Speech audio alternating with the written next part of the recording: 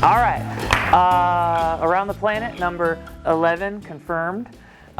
This is Around the Planet. This is our monthly newsletter, and I'm sitting down with Doug Whorlow. Hello. Doug is one of the longer tenured people in the CCC. The CCC, if you don't remember, is the BDC. But what's the It's now known as the Communication Center, essentially. So it's just the CC. Well, I like to say it's communication because we talk to everyone at the company and the customers. That's true. But that's a good it's Customer Care Center. Customer Care Center. So Doug agreed to sit down with me. The point of these... So what? Against my will. No, Doug agreed. The whole point of this is to get to know the people who work here, to get to know what our jobs are and who we are. Because I believe we all have unique skills that we don't use in our daily work lives. We have unique hobbies. We're all individuals. So the goal today is to get to know Doug as an individual and to get to know the CCC a little bit more. So we can start with, let's start with you. Okay. Tell us about Doug. I don't know where you're from. I don't know much about you. Okay. Well, I'm from Colorado, born and raised. Cool. I've left the state only a handful of times. Some of them I don't remember. Okay. I was a child. Oh, so you're in the back of a van? No, I wasn't kidnapped, but you know. Are you like a Golden Lakewood, Denver? Mostly Golden Lakewood area. Okay. I've lived once in Pine when I was a child. Cool. Don't remember that either. I mean, who knows when they're children a lot what goes on. Sure. Let's be honest. I've always liked cars. So if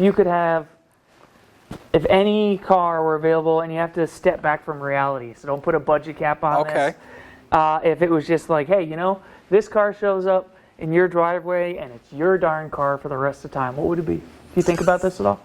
Yes. All right, what is it? Probably a Maserati MC12. Maserati MC12. I bet Absolutely. If you ask nicely, he'll be able to make it superimpose right here. Right here? It's a cool car. All right, I mean, look at it. It looks uncomfortable to drive, probably. It's probably a supercar that the steering wheel is like on your body. Yeah, you're practically sitting on the floor. Perfect. Okay, and what is it about? So do you watch like YouTube videos of like these supercars running? Yeah, I watch Hill Climb. Okay, I've heard of it. I've watched the Goodwood Festival of Speed. Cool. That they hold out in, I believe, England. Really cool. They get all types of cars. See, I didn't know you were... See, this is cool to me. I didn't know that... Are you into, like, racing? Does that interest you? It does. I play a lot of racing games. Cool. Because, obviously, I don't have a car. or any car that can go anywhere. That's okay. So, see, that's really cool to me because racing is, like... Let me put it this way. When people talk about sports, people normally feel like, oh, the big five. You like sports? And they're like, which one? Which one? And I have found over the years, talking to a lot of people, racing, whether it's Formula One or NASCAR or whatever, people are usually into that, and it's not like an obvious thing. It's not like, oh yeah, they talk about it every week, So I think that's cool. So in your, is it like Forza? Is that what you play? Or? Yeah, Forza. Do you have the Maserati? Did you build it out? I have multiple times. I also like to make rally cars out of cars that you wouldn't expect. So like Honda Odyssey rally cars? They don't have that in the game, but I did make a Lamborghini into a rally car. We're going to have to get some new suspension. It works somehow. That's awesome. Cool. So you're local. You just said when we were walking in here, you've been working here for 3 years? I've been here 3 years now. Dang. That makes you one of the more tenured. I know Christine Carroll, and then you, right? Yeah, I'm third. Yeah, and so you're kind of right in the middle. Yeah, right there in the middle. Whether you realize it or not, you kind of are a leader there. And honestly, all of our departments are small. Our whole company, 2 dealerships, is like 120 people. So these departments, have people that just through time and experience and commitment get moved into that role where people will ask you, hey, how do I? And they look to you too. So yeah. Luckily, I know some of those answers. I mean, that's usually what it takes. Okay, so tell me about what brought you to this. How did you find this job? What led you here? The internet. I'm just kidding. But I did apply on Indeed, obviously. I just quit my job at 7-Eleven because I really hated it. Okay. And I wanted something more stable and less, out there with the public face-to-face, just because you hear a lot of horror stories at gas stations, let's be honest. And I'm like, I don't want to be robbed. True. And I don't Very think anyone unlikely to does. happen in the CCC. No, very unlikely. So I really appreciate that fact.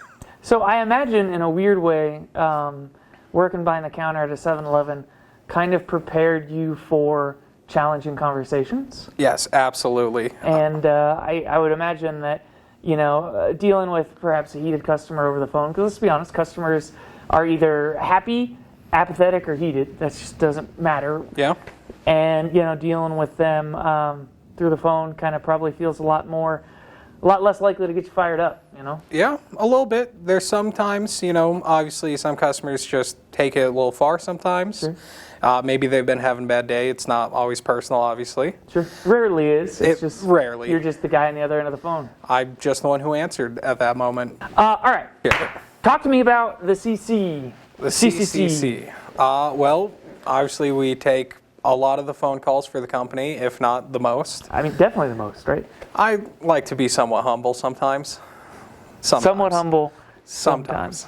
Yeah, you guys take a ton of calls. Talk to me about, We do. just describe to me, presume I don't work in there. Okay. Someone watching this has never been up there, just like you've never been in this room. Gotcha. A lot of people have never been in that room. Describe the challenges. Describe what you do. Well, as soon as the phone rings, obviously we want to answer as soon as possible. Help them sooner. Mm-hmm. It gets quite noisy up there since we're all in just a couple cubicles, maybe 6 of you guys? 6 feet apart. I think There's me, Carol, Christy, who's in her own office, Trinity, Prairie, and Justin. And now we just got a new hire, okay, so, Michelle. yeah, that's right.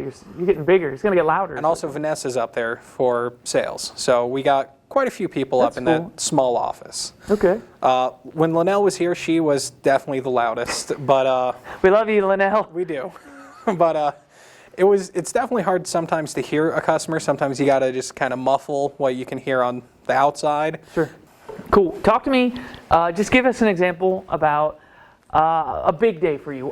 Give us an idea. All right, you had a crazy busy day. It was probably Monday. How many appointments are you booking on a crazy busy day?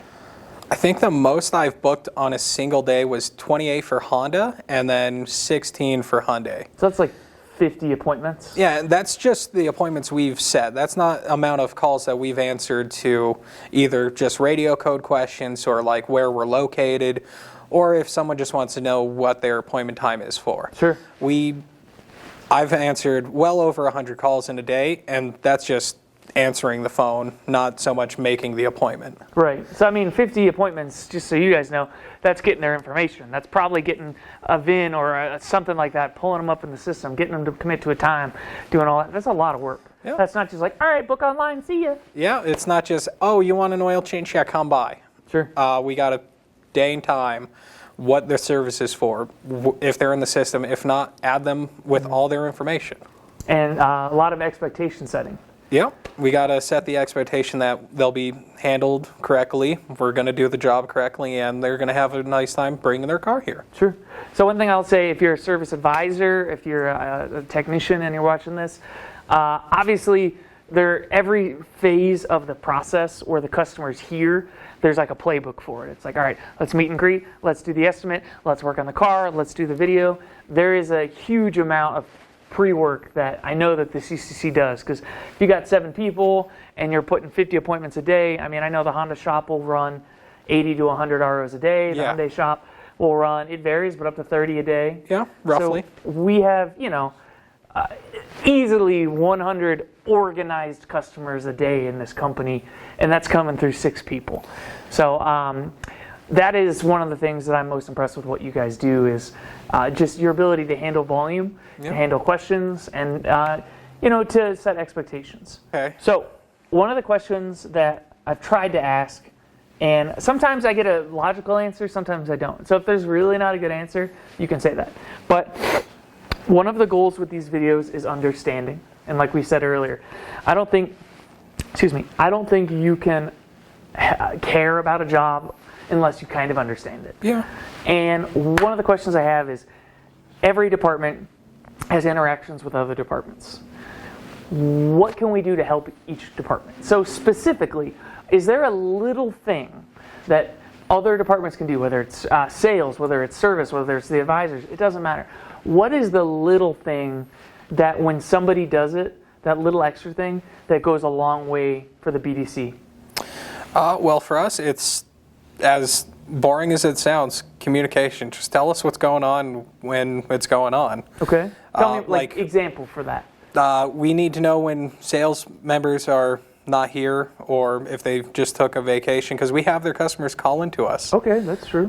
So we need no scheduling, especially even with advisors. If they're going to just take a vacation, how long? So we can tell their customers and, help them get to the advisor's partner. We need to know all this information. So if something changes, just tell us. Okay. So it's super funny that you say this, because I think the answer 8 out of 10 times in the company has been communication. Yeah. So, and that's because it's a business. Yeah. So, but that's a good specific example, because you're right. You guys field a lot of the calls of, hey, Calvin helped me last week, or hey, Calvin had this car, and you're like, oh, Calvin's out of town, but here's Brandon, or something like that. So, sales, service, managers, team leads, if anybody's unexpectedly out, or not just on their day off. I wouldn't have known that. So that's a good thing to share, because the best metaphor I have is to borrow the term from Christy and Christian before that. You guys are that first impression department. Yeah. And obviously, information is power, so you want to be set up to answer those questions. And even if they're hoping someone's in the office and they're not, if you can tell them, hey, great news, they're not, but XYZ is, I think that moves forward. So it helps us out. So that's pretty good. Anything else that I should be thinking about? I have one question for you. Yes. What is a hidden skill you have, or hobby, or interest that nobody knows about? Well, only my close friends really know, but I like beatboxing. You have to do it. I have to. You have to do it. You can't just say that. You really just put me on the spot. All right. I guess technically I thought you were going to say, like I like to draw, and I can't just make you draw. I suck at drawing. Oh, then let's beatbox. I need some water now for that. This is awesome. Well, I don't know. Like, do you want just drum and bass, or like? We would like Bach's Goldberg variations in D. I don't understand.